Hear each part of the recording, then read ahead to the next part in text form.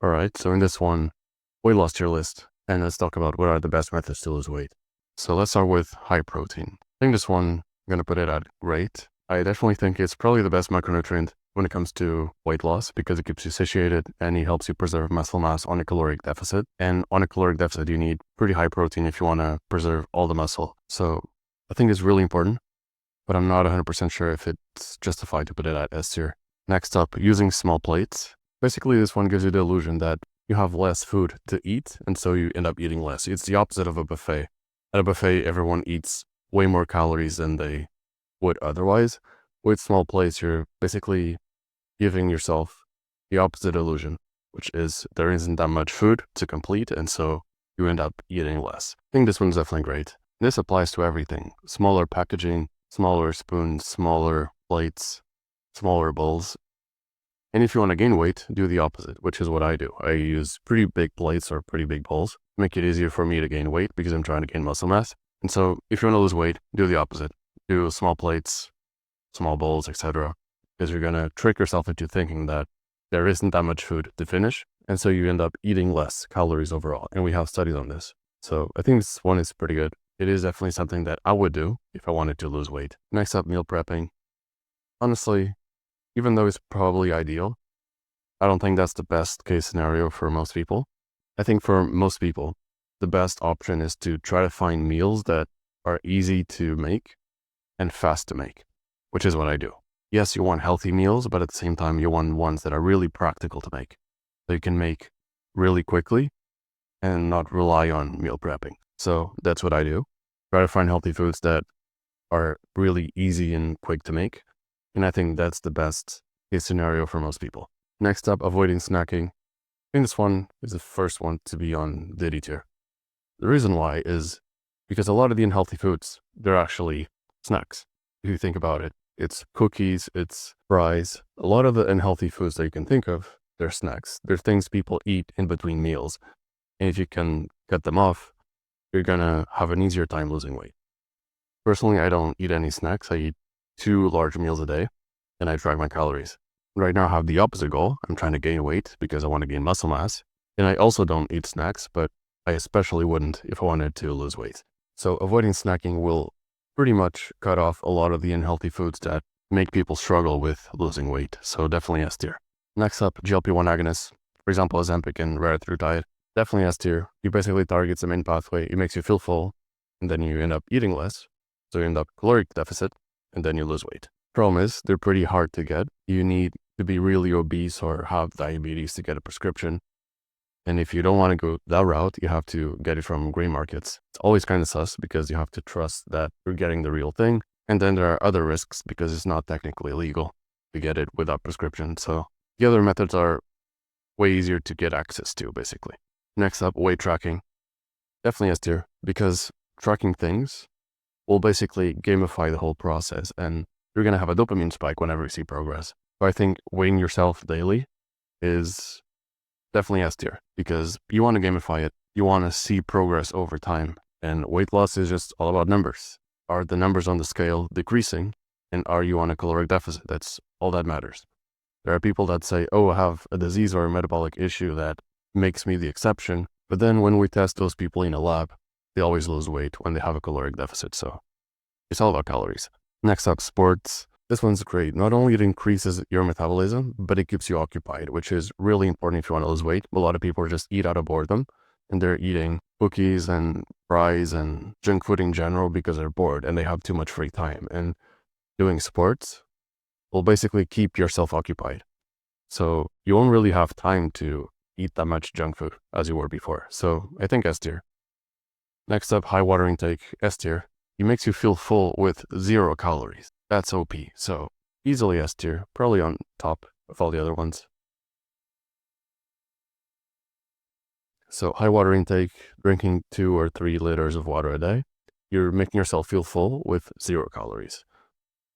And that's insane if you think about it. So easily S tier. All the people that are eating way too much and they're obese, they're pretty much all chronically dehydrated. They don't drink enough water. They're only eating foods that are pretty high in caloric density, especially high fat foods, so foods with a lot of oils. They aren't really drinking water all day. And so having a high water intake is definitely S tier when it comes to weight loss. Next up, mindful eating. Again, not essential, but it's ideal. And it's ideal for mental health and it's ideal for weight loss because you're going to feel more full with less food. Not S tier because it's not necessary, but it is ideal. It's better than to watch Netflix or a YouTube video while you're eating. You're going to feel more satiated. It's going to be better for your mental health, but overall, not essential. So I'm going to put it at okay. You should still do it, but there are better methods to lose weight. Next up, water before meals. This can speed weight loss by like 44%. It's pretty OP. Like I said, a lot of people are chronically dehydrated, the people that are gaining weight. And if you drink half a liter of water before each meal, you're going to eat much less calories at the end of the day. Because like I said, you're going to feel full with less calories because water has 0 calories and it still expands your stomach. So you're going to feel fuller while not consuming any calories, which is OP if you want to lose weight. Next up, gym. This includes treadmill at the gym. This includes weightlifting. I think S tier. Not because of the calories it burns. I think it's pretty overrated in that aspect, but it's S tier in the aspect that it helps you stay occupied and also preserve muscle mass. And of course, it increases your metabolism as well. You're going to burn more calories. There's just multiple benefits, so I think it deserves S tier. Next up, steroids. I think steroids are more of an anabolic thing. If you're too fat, if you're obese, you're going to be aromatizing the testosterone you inject anyway. So not that good to lose weight. Doesn't even compare to GLP-1s. Next up, tracking calories. I think this one is the best one. If you're tracking your calories and you're constantly in a caloric deficit, you're going to lose weight. You will. We have infinite studies proving that. And so tracking calories, tracking weight, high water intake, all these are, easily S tier. Next up, walking 10,000 steps a day or more. S tier. Why? Because it keeps you occupied. It increases your metabolism. And you're not going to be eating while you're walking. So the main benefit is it keeps you occupied. A lot of people that struggle with gaining weight, they have a problem with having too much free time and using that free time to eat junk food. And then they get addicted. The solution to addiction is having a routine that keeps you too busy to be addicted. And walking 10,000 steps a day definitely helps it with that. So easily S tier. The vast majority of people that are obese are not doing a lot of steps in the day. They're pretty sedentary. And the main benefit, I think, aside from the longevity benefit, which is huge, is also the keeping yourself occupied aspect, which is really important for people that struggle with gaining weight because they keep themselves occupied with food. But if you replace it with something else, you're going to have a much easier time losing weight. Next up, avoiding junk food. Easily S tier, probably on top of S tier. The main reason people gain weight is they eat junk food, which is really high in caloric density. It's really easy to eat 1,000 calories of French fries, but it's really hard to eat 1,000 calories of fruits or vegetables or whole grains, whole foods in general. They're really hard to overeat. Like no one ever got fat because they ate too much salad. So probably on top of S tier. It's the main reason people gain weight in the modern world. Back then we didn't have an obesity problem. The only reason is because now we can pack a ton of calories into a very small portion, into a very small size. For example, with French fries. The best example is oil. With oil, 1 tablespoon of oil is 100 calories. That's insane. None of our ancestors had even close to that. And that's the main reason why we're fat, because we're eating foods that are really high in caloric density and they don't fill us up, so we eat way more calories than we should. So avoiding junk foods, definitely on top of S tier. Next up, high fiber. I think I'm going to put it at great. You should eat a lot of fiber, not only for the longevity benefits, but also for the weight loss benefits, because it increases the volume of your food while not increasing the calories. Kind of like water, but water is probably better in that aspect. But like I said, essential, but there are more important things. For example, avoiding junk foods. Although, if you avoid junk foods, you're going to have a high fiber intake anyway. And finally, time restricted eating. So this could mean skipping breakfast or skipping dinner and eating in a narrow window, for example, 4 hours or 8 hours. If you want to improve your sleep, you should probably skip dinner because you're going to have a lower resting heart rate when you sleep, and you're going to have a lower body temperature when you sleep, which are both pretty strong predictors of sleep quality. But in any case, time restricted eating, I think, goes into S tier because if you want to gain weight, eating all the hours of the day will probably achieve that. But if you want to lose weight, you want to do the opposite. You want to eat as rarely as possible.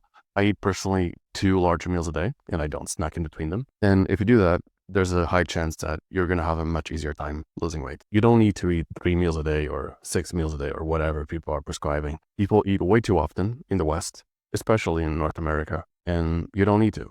You don't need to snack in between every meal. You don't need to eat 3 or 4 or 5 times a day. And time restricted eating has been shown over and over again to improve weight loss. Although the exception is if you have healthy breakfast, for example, rolled oats or something like that, eating that is going to be better than skipping it. So it depends on the case, but overall, having a narrower eating window is going to help you lose weight because you have less time to eat basically, and people just end up eating less when that happens. So yeah, I think that's my tier list. I definitely think avoiding junk food, tracking calories, high water intake, avoiding snacking, all these are probably more than enough, but the more of those you do, the better chances you have of losing weight. And what you want is, of course, losing body fat. So you want to preserve muscle mass while losing weight. And yeah, if you do these, especially the ones in S tier, there's a pretty high chance that you will achieve your goals. And yeah, if you need help, for example, with your skincare routine or with weight loss or whatever it is, you can click the first link in the description to join my school community, and I can help you directly wherever I can.